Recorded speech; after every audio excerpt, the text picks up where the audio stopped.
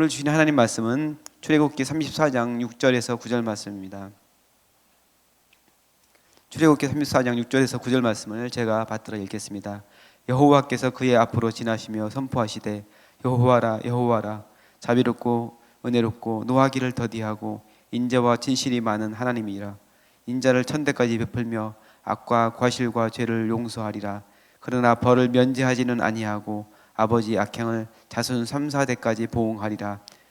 모세가 급히 땅에 엎드려 경배하며 이르되 주여 내가 주께 은총을 입었거든 원하건대 주는 우리와 동행하옵소서. 이는 목이 뻣뻣한 백성이니이다. 우리의 악과 죄를 사하시고 우리를 주의 기업으로 삼으소서. 아멘. 출애굽기 34장은 모세가 하나님의 명령에 따라 다시 시내산에 올라가 하나님을 언약을 갱신하고 새로운 십계명의 두 돌판을 수여받는 그런 내용입니다. 하나님께서 이스라엘 백성에게 첫 번째로 두 돌판에 친히 십계명을 써주셨고 모세는 그 율법을 받아가지고 내려왔습니다. 하지만 이스라엘 백성은 모세가 산에 올라가 내려오는 것이 지체되자 그새를 못 참고 타락하여 금송아지를 만들어 그것이 자신들을 애굽에서 인도한 하나님이라고 하면서 뛰놀고 기뻐하였던 것을 우리는 잘 알고 있습니다. 하나님께서 보여주신 그 놀라운 능력과 권능, 기사와 이적을 보고도 겨우 금송아지 따위로 하나님을 축소시켜버린 타락한 인간의 모습을 보이고 있는 게 바로 이스라엘 백성인 것입니다. 모세는 시내산에서 내려오다가 그 광경을 보고 분노가 치밀어 가지고 가지고 있던 그 돌판을 던져서 깨트려 버렸습니다. 여기서 모세가 돌판을 깨트린 것은 단순히 분을 참지 못해서 그 폭발한 것이 아니고 하나님과 이스라엘 백성 사이에 맺은 그 언약이 그 깨어진 돌판처럼 깨졌다는 것을 선언하는 것을 의미합니다. 이 이스라엘 백성의 타락으로 말미암아 죽은 사람이 3,000명이 넘을 정도로 하나님 앞에 중대한 죄가 바로 이스라엘 백성의 저지른 그런 행동입니다. 시내산에서 언약을 맺어 주신 지 40일도 되지 않아서 백성이 타락한 사건은 마치 결혼하고 신혼여행 갔다 오자마자 신부가 바람이 나버린 것 같은 그런 상황인 것입니다. 그래서 하나님께서는 거기에 너무나 실망하셨습니다. 모세는 백성의 죄가 용서받기 어려울 정도로 큰 죄라는 사실을 깨닫고 절명하면서 하나님께 나아가서 중보의 기도를 드립니다. 그들의 죄를 사해달라고 기도하면서 그렇지 않으시려면 자신의 이름을 하나님의 책에서 지워달라고 기도합니다. 하나님께서는 누구든지 범죄한 자를 하나님의 책에서 지울 것이라고 말씀하셨습니다. 그러면서 이렇게 말씀하십니다. 사자를 앞서 보낼 테니 백성들과 가나안 땅에 올라가라. 하지만 하나님께서는 백성과 함께 가지 않겠다. 이렇게 말씀하시는 겁니다. 이스라엘이 목이 곧은 백성이기 때문에 하나님께서 그들을 길에서 진멸하실 수 있기 때문에 함께 가시지 않겠다 말씀하신 것입니다. 이에 모세는 끈질기게 중보기도로 하나님을 설득합니다. 하나님께서 함께 가지 않으시면 올라가지 않겠다 이렇게 이야기를 합니다. 함께 가셔야만 세상 모든 백성보다 자신과 하나님의 백성을 특별하게 우대하신다고 했던 그 하나님의 말씀이 증명되는 것 아니냐 이렇게 말씀드립니다. 어떻게 보면은 자녀가 부모에게 땡깡 부르듯이 하나님께 이렇게 요청을 하고 있는 것이죠. 이런 모세의 요청이지만 하나님께서는 그 모세의 모습을 보시고 모세의 간절한 중보를 보시고 그 요구를 들어주십니다. 33장 17절 말씀입니다. 세 번역으로 읽겠습니다. 주님께서 모세에게 말씀하셨다. 내가 너를 잘 알고 또 너에게 은총을 베풀어서 내가 요청한 이 모든 것을 다 들어주마. 그러자 모세는 그 종표, 하나님께서 지금 말씀하신 그 종표를 보여달라고 하나님을 조릅니다. 하나님의 영광을 보여달라고 하나님께 요청합니다. 이스라엘에 범죄하여서 함께 가지 않겠다고 하신 그 하나님께서 다시 임재하셔서 함께 하시는 그 증거로 하나님을 보여달라고 한 것입니다. 이 하나님께서는 하나님의 영광을 모세 앞으로 지나가게 하고 여호와의 거룩하신 이름을 선포하시겠다 이렇게 말씀하십니다. 하지만 하나님의 얼굴을 보면 살 수 없기 때문에 모세를 바위 틈에 숨겨두시고 손으로 덮었다가 손을 거두실 때 하나님의 등을 보게 될 것이라 이렇게 이야기하셨습니다. 드디어 하나님을 다시 만나러 모세는 두 돌판을 다듬어 아침 일찍 시내산으로 올라갑니다. 하나님께서 다시 돌판을 만들어 그 돌판에 말씀을 써 주시겠다. 그리고 깨어진 언약을 다시 갱신하시겠다, 이렇게 말씀하셨기 때문입니다. 모세가 산에 올라갈 때 모든 부정한 것들이 하나님 임재하시는 거룩한 곳 시내 산에 얼씬도 못하도록 이렇게 명령하셨습니다. 하나님 앞에 큰 죄를 지은 이스라엘 백성이기 때문에 모세를 제외한 사람이 시내산에 올라왔다가는 바로 죽을 수도 있기 때문에 금하신 것입니다. 사랑하는 성도 여러분, 누구든지 하나님을 만나고자 하는 사람은 먼저 죄를 회개하고 세속의 욕심과 부정한 것을 멀리하고 자신을 거룩하게 하는 것이 중요한 것입니다. 그래서 자신을 세상과 구별하고 그리고 하나님을 만나야 됩니다. 마음이 청결한 자가 하나님을 볼 것이라 예수님께서 마태복음의 8복에서 이야기하신 것 여러분 기억해야 합니다. 이렇게 시내산에 올라간 모세에게 하나님께서는 구름 속으로 내려오셔서 당신의 모습을 드러내셨습니다. 모세가 33장에서 중보기도하며 하나님의 영광을 보여달라 할 때 하나님께서는 당신의 영광을 모세 앞으로 지나가게 하고 여호와의 거룩하신 이름을 선포하시겠다 말씀하셨습니다.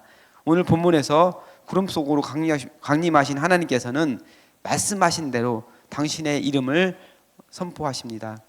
여호와라 여호와라. 이 하나님의 이름은 호렙산에서 모세에게 나는 스스로 있는 자니라 이렇게 말씀하셨던 그때 처음으로 알려주신 이름입니다. 그 여호와 하나님께서는 애굽에서 10가지 기적을 일으켜 주셔서 이스라엘 백성을 구원하시고 홍해를 건너게 하시고 만나와 메추라기로 광야에서 먹여주신 바로 그분입니다. 자신들과 동행해 달라는 모세의 간구에 대한 응답으로 당신의 이름을 선포하시며 과거에도 함께 하셨고 지금도 함께 하시며 앞으로 자기 백성을 인도해 주실 것을 말씀해 주시는 것입니다. 그러면서 하나님이 어떤 분이신지 나타내는 하나님의 성품에 대해서 말씀하십니다. 이스라엘 백성은 이 하나님의 성품이 바로 자신들이 하나님을 닮아가기 위해 배워야 하는 것이라고 생각했습니다. 그래서 이 말씀은 이스라엘 백성의 신앙 고백이 되어서 대대로 종교 절기 때마다 고백이 되어 왔습니다. 그 성품에 대해서 같이 살펴보겠습니다. 우선 자비로우시고 은혜로우신 하나님이라 이렇게 하셨는데 그 자비로우시다는 말씀은 원어적인 의미로 그 어머니의 자궁과 관련되어 있습니다. 그러니까 이 말씀을 보면은 아이를 향한 어머니의 모성에 전 그 사랑과 관심을 이야기하는 것입니다. 어머니는 자기 자식을 위해서 모든 것을 내려놓고 모든 것을 희생합니다. 그렇지 않으면 어머니라고 할 수 없는 것이죠. 자신의 목숨을 대신 줄 정도로 자식을 사랑하는 것이 어머니의 사랑입니다. 바로 독생자 예수님을 보내주셔서 십자가에 죽게 하신 하나님의 사랑이 바로 이 하나님의 자비를 잘 나타내고 있는 것입니다. 그리고 은혜롭다고 말씀하시는데 이 은혜롭다는 말씀은 아무런 조건 없이 전혀 받을 자격이 없는 사람에게 베풀어 주시는 일방적인 배려를 뜻합니다. 받을 만해서 받는다면 그것은 은혜가 아니겠지요. 바로 우리가 받은 구원이 그렇습니다. 우리가 잘나서 똑똑해서 가문이 좋아서 뭐 돈이나 재산이 많아서 그것으로 구원을 산 것이 아닙니다. 아무런 자격 없는 우리를 크고 놀라운 사랑으로 구원해 주신 것입니다. 누구든지 예수님을 믿고 그 보혈의 피로 씻음 받은 사람은 하나님의 자녀가 되는 권세를 주셨으니 이 얼마나 크고 놀라운 은혜입니까? 또 노하기를 더디하고 인자와 진실이 많으신 하나님이라고 하십니다. 우리가 짓는 죄대로 하나님께서 바로 벌하시면 이 자리에 있을 사람이 아마 아무도 없을 것입니다. 끝까지 참으시고 기다리시는 하나님이시기에 우리가 이 자리에 있게 된 것입니다. 인자와 진실은 그 뒤에 나오는 또 인자와 진실은 하나님의 신실하신 언약을 충실하게 지키시는 하나님의 성품을 말합니다. 하나님께서 이스라엘과 맺으신 그 언약을 충실하게 지키시고 이행하는 분이시라는 말씀인데 그렇기 때문에 우리가 항상 하나님을 신뢰하고 의지할 수 있는 분이라고 우리는 말씀할 수 있습니다. 우리가 하나님의 성품과 말씀의 약속을 붙잡고 기도할 수 있는 것이 바로 하나님께서 반드시 하신 말씀을 이루시는 분이기 때문입니다. 그렇기에 우리는 말씀을 많이 알아야 되고 또 말씀을 깊이 묵상하면서 그 말씀의 약속에 의지하여서 기도하는 것이 중요합니다. 지금까지 말씀하신 내용이 사랑의 하나님에 대한 말씀이라면은 그 뒤에 나오는 말씀은 공의의 하나님에 대한 부분입니다.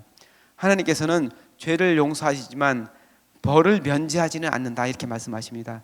중요한 것은 인자를 천대까지 이르게 하시고 벌은 자손 3, 4대에 이르게 보응하신다 이렇게 말씀하셨습니다. 하나님께서는 그 사랑받는 사람, 하나님께서는 사랑하시는 그 당신의 자녀를 기쁘게 생각하시면 그를 보시고서 그 자손 천대까지 은혜를 베푸신다고 말씀하십니다.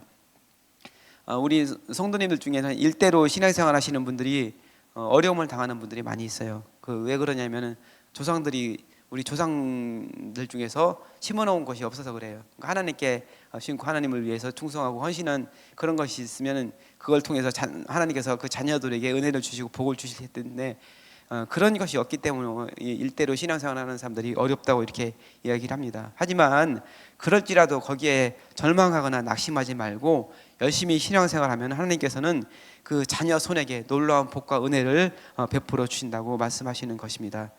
또 벌을 자손 3, 4대에 보응하신다고 이렇게 하시는데 이 말씀은 아무것도 모르는 자손 3, 4대가 조상 때문에 벌 받는다는 그런 이야기가 아닙니다. 이 당시 이제 출애굽한 그 백성들은 대가족을 이루면서 살고 있었습니다. 그렇기 때문에 한 가족이 3, 4대가 같이 지내고 있는 것이 일반적인 그런 상황이었습니다. 그래서 약속을 어겼을 때, 언약을 어겼을 때 그 전체 가족이 죄를 짓는다는 것을 그 사실을 말씀하는 것으로 그 살아있는 가족, 그 죄를 지은 살아있는 가족 전체가 그 죄에 대해서 책임이 있다는 말씀입니다. 중요한 것은 죄를 짓고도 아무런 죄의 의식 없이 살아가는 요즘 세태에 하나님의 말씀을 우리가 무겁게 받아야 된다는 말씀입니다. 반드시 죄의 값을 치르게 되는 것이 하나님의 이치라는 것입니다. 잠시 잠깐은 그냥 넘어가는 것 같지만 하나님께서 공의의 눈으로 보고 계시고 때가 되면 응당한 처벌을 받게 된다는 말씀입니다. 하나님의 사랑과 은혜가 크고 넓고 깊습니다. 우리는 그 은혜에 의하여 믿음으로 말미암아 구원을 받았습니다. 그렇기에 하나님의 성품에 의지하여 날마다 말씀을 붙잡고 기도하며 죄짓기를 두려워하는 저와 여러분 되시기를 간절히 바랍니다. 다 같이 기도하겠습니다. 주님, 하나님의 성품을 같이 살펴보았습니다. 자비로우시고 은혜로우시고 노하기를 더디하시는 하나님, 사랑과 신실하심이 많으신 하나님이심을 살펴보았습니다. 천대에 이르기까지 복을 주시는 하나님을 온전히 신뢰하며 말씀을 붙잡고 기도하게 하여 주옵소서. 반드시 벌하시는 하나님을 기억하며 죄짓기를 두려워하게 하여 주옵소서. 감사합니다. 우리를 구원하신 예수님의 이름으로 기도하옵나이다. 아멘. 지금 다 같이 다음과 같은 기도의 제목으로 기도드리겠습니다. 지금 들은 말씀이 내 삶으로 이어지게 하옵소서. 2023년 우리 교회에 주신 말씀 묵상의 길입니다 라는 표어를 붙잡고 승리하게 하옵소서.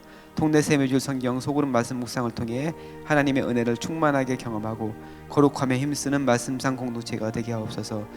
미주 동네 세매줄 성경 세미나가 은혜 중에 진행되게 하시고 미주 지역 교회와 목회자들이 말씀 묵상을 통해 인격과 일상이 변화되는 경험을 하게 하여 주옵소서. 육체의 질병과 마음의 질병으로 고통받는 성도들에게 회복의 은혜와 평안의 은혜를 베풀어 주옵소서.